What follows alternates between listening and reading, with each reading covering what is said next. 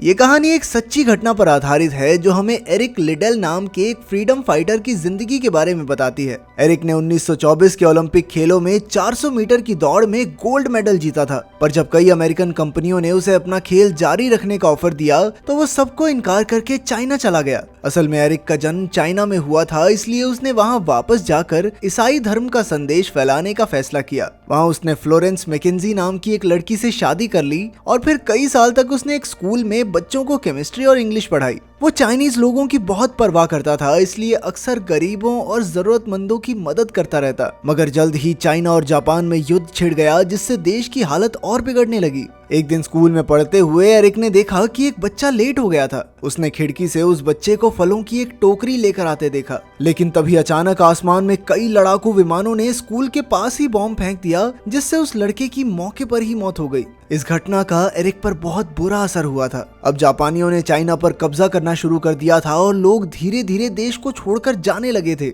Eric की पत्नी Florence और 2 बेटियों ने भी कनाडा जाने का फैसला किया, पर एरिक चाइना में ही रुक गया। उसने जाओजांग में एक नौकरी ढूंढ ली ताकि वो जरूरतमंदों की मदद करता रहे। फिर जाने से पहले फ्लोरेंस ने एरिक के एक दोस्त यू को एरिक का ख्याल रखने को कहा और आखिरकार वो बच्चों के साथ कनाडा के लिए निकल गई। कुछ देर बाद एरिक और यू घर वापस लौटे तो उन्होंने देखा कि जापानी फौज ने उसका घर तहस नहस कर दिया था। मगर तब भी एरिक दुखी नहीं था और भगवान से हिम्मत देने की प्रार्थना करने लगा। अब उसके पास रहने की कोई जगह नहीं थी तो वो अपने स्कूल चला गया, जिसे रिफ्यूजीज के लिए कैंप में बदला जा रहा था। यहाँ एरिक ने दुखी परिवारों से बात करके उन्हें हौसला दिया। वो हर सुबह सबको दौड़ के लिए ले जाता था ताकि युद्ध के माहौल में सबका मनोबल बना रहे। एरिक की अच्छाई और दयालुता से उसके आसपास के सभी लोगों में उम्मीद जागती थी। एक दिन दौड़ते हुए एरिक को सड़क पर जाओ नाम का एक लावारिस बच्चा मिला। एरिक उसे भी अपने साथ स्कूल ले आया और उसे अपने बच्चों की तरह प्यार करने लगा। उसने जाओ को पढ़ना लिखना सिखाया ताकि वो अपनी जिंदगी में कुछ अच्छा कर सके।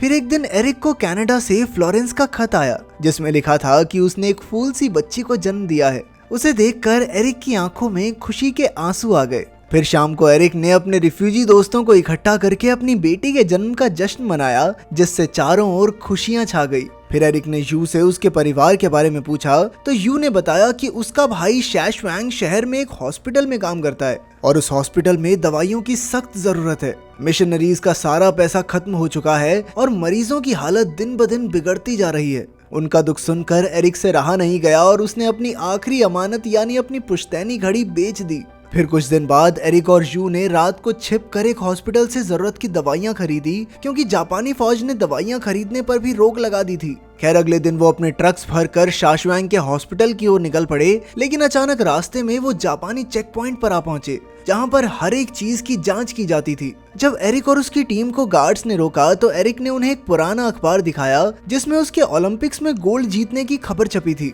गार्ड्स ने उससे पूछा कि वो चाइना में क्या कर रहा है, तो उसने कहा कि वो स्कूल टीचर है। ये सुनकर गार्ड्स ने उसे जाने दिया।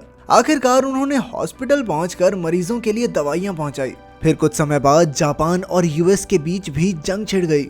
इधर एरिक किसी की शादी में गया था कि जापानी फौज ने वहां आकर सब कुछ तबाह कर दिया। फिर एरिक और वहां मौजूद सभी लोगों को जेल कैंप में कैद कर दिया गया। वहां के लीडर ने कहा कि परिवार वाले लोगों को एक साथ रखा जाएगा और बाकियों को अलग रखा जाएगा। फिर एक रात गार्ड्स ने एरिक को नींद से जगाया और उसे फौज के कमांडर के पास ले आए। असल में कमांडर ने एरिक के ओलंपिक्स मेडल के बारे में सुना था और अब वो उसे दौड़ में हराना चाहता था। तब से एरिक का खास ध्यान रखा जाने लगा और उसे बढ़िया खाना भी मिलता। मगर ये खाना खुद खाने की बजाय एरिक इसे अपने साथियों में बांटने लगा। वहीं दूसरी ओर जू और जाओ एरिक की तलाश कर रहे थे और आखिरकार वो उस कैंप तक पहुंच ही गए। अब एरिक की मदद के लिए उन दोनों ने जेल कैंप में ही साफ सफाई की नौकरी ढूंढ ली। एक दिन जब एरिक बच्चों को केमिस्ट्री पढ़ा रहा था तो अचानक उसने जू और जाओ को काम करते देखा।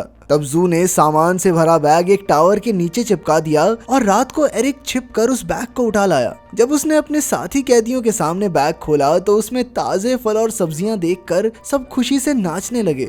खैर कुछ देर बाद एरिक और कमांडर की दौड़ का दिन आ गया और सब एरिक की जीत के लिए चिल्लाने लगे। लेकिन असलियत तो ये थी कि एरिक ने कई दिन से खाना भी नहीं खाया था, जिस वजह से वो काफी कमजोर हो गया था। खैर फिर दौड़ शुरू हुई और एरिक काफी तेजी से दौड़ा, मगर अपनी कमजोरी के कारण वो जल्द ही नीचे गिर गया और कमांडर इस रेस को जीत गया। मगर तभी एरिक का दोस्त डेविड बोल पड़ा कि एरिक ने तो कुछ खाया ही नहीं, फिर वो जीतेगा कैसे। ये सुनकर गार्ड्स गुस्से में एरिक को पीटने लगे और उससे पूछा कि उसने खाना क्यों नहीं खाया। जब उन्हें सच का पता चला तो कमांडर को बहुत गुस्सा आया और उसने एरिक और डेविड को बुरी तरह पिटवाया। फिर सजा के तौर पर उन दोनों को जमीन के नीचे छोटे से बक्से में बंद कर दिया गया। खैर एक रात जू जैसे तैसे कैंप में घुसकर एरिक के पास आ पहुंचा। वो एरिक के लिए खाना और पानी लाया था, मगर साथ में डेविड भी भूखा प्यासा कैद था।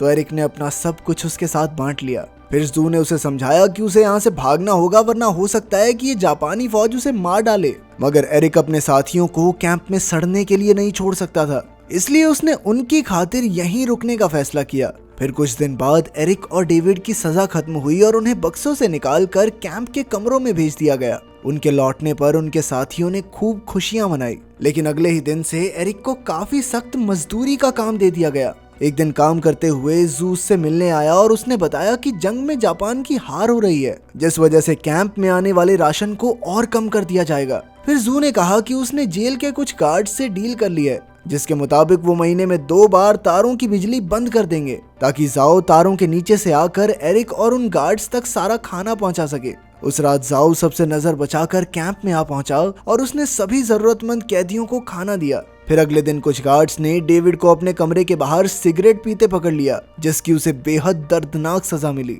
डेविड को डर था कि इस तरह तो उसकी मौत हो जाएगी, इसलिए उसने जेल से भागने में जू की मदद मांगी। ये काम काफी खतरनाक था, लेकिन फिर भी जू और जाओ ने डेविड को टॉयलेट्स की गंदगी ले जाने वाली गाड़ी में छुपाकर भगाने का प्लान बनाया। खुशकिस्मती से उनकी तरकीब कामयाब रही और डेविड टट्टी से भरे डब्बे में छुपकर कैंप से बाहर आ गया। अबे यार, मूड खराब हो गया। जब कैंप में गार्ड्स को डेविड के फरार होने की खबर मिली तो वो गुस्से से तिलमिला उठे। कमांडर ने वहां मौजूद हर एक कैदी से डेविड के बारे में पूछा, पर किसी ने भी ठोस जवाब नहीं दिया। तब उसने ह्यू नाम के कैदी को उठाकर जमीन के नीचे बने बक्से में कैद कर दिया, ताकि उसकी सजा देखकर बाकी कैदी सच बोलने लगे।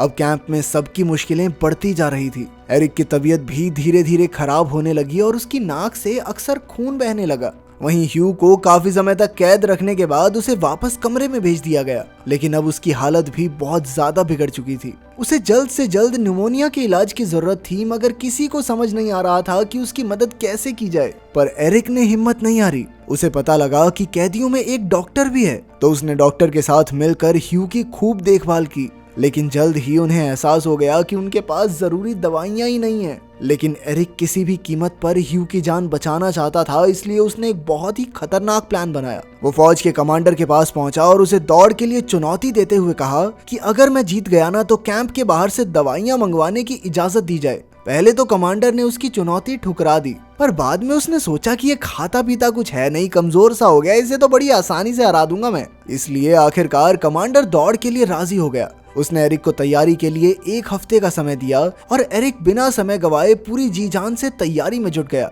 बाकी कैदियों ने उसे खूब समझाया कि कमजोरी में शरीर से इतना काम लेना ठीक नहीं है, लेकिन एरिक अपने इरादे पर पक्का था। आखिरकार दौड़ का दिन आ गया, लेकिन किसी भी कैदी को दौड़ देखने की इजाजत नहीं थी, इसलिए वो अपने अपने कमरों में एरिक की जीत की दुआएं करने लगे। जल्द ही दौड़ शुरू हुई और सब अपनी सांसें थामकर नतीजे का इंतजार करने लगे। पहले तो एरिक धीरे धीरे दौड़ रहा था, पर जल्द ही उसने रफ्तार पकड़ी और कमांडर से आगे निकल गया। आखिरकार उसने जी जान लगाकर दौड़ जीत ही ली। अब शर्त के हिसाब से उसे बाहर से दवाइयां मंगाने की इजाजत दे दी गई और जाओ ढेर सारी दवाइयां लेकर एरिक तक पहुंच गया। उसे देखकर सभी कैदियों में खुशी की लहर दौड़ पड़ी। पर तभी अचानक कमांडर कंट्रोल रूम में पहुंच गया। एक गार्ड को एहसास हो गया कि जब जाओ तारों के बीच से बाहर जा रहा होगा तो कमांडर तारों में बिजली छोड़ देगा। उस गार्ड ने तुरंत एरिक को जाकर ये खबर दी और ये सुनते ही सभी कैदी घबराकर तारों की ओर दौड़े, जहां से जाओ बाहर की ओर जा रहा था। उन्होंने चिल्लाकर जाओ को नीचे कूद जाने को कहा, मगर इससे पहले जाओ नीचे कूदता